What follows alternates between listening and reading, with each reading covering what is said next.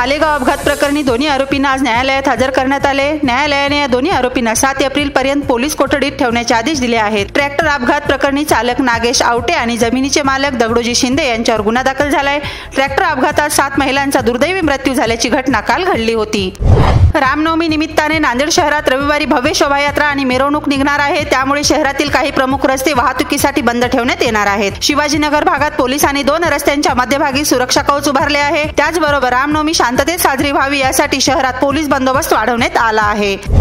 जिल्ह्यातील धोकादायक विहिरींचा सर्वे करण्याचे आदेश जिल्हाधिकारी राहुल कर्डिले यांनी दिले आहेत। आलेगाव इथे काल विहिरीत पडून 7 महिलांचा मृत्यू झाला। या घटनेने सर्वत्र हळहळ व्यक्त करण्यात येत आहे। अशा अपघाताची पुनरावृत्ती होऊ नये यासाठी कटडे नसलेल्या विहिरींचे सर्वे करण्याचे आदेश जिल्हाधिकारी कर्डिले यांनी दिले आहेत।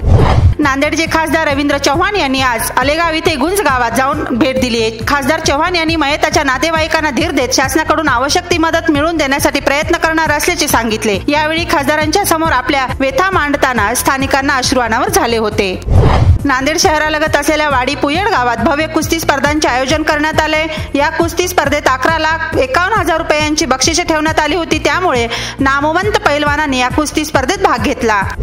आलेगाव इथल्या ट्रॅक्टर दुर्घटनेतील मयतांना भरघोस आर्थिक मदत देण्याची मागणी माकपाने केली आहे। आज याच मागणीसाठी जिल्हाधिकारी कार्यालयासमोर निदर्शने केली।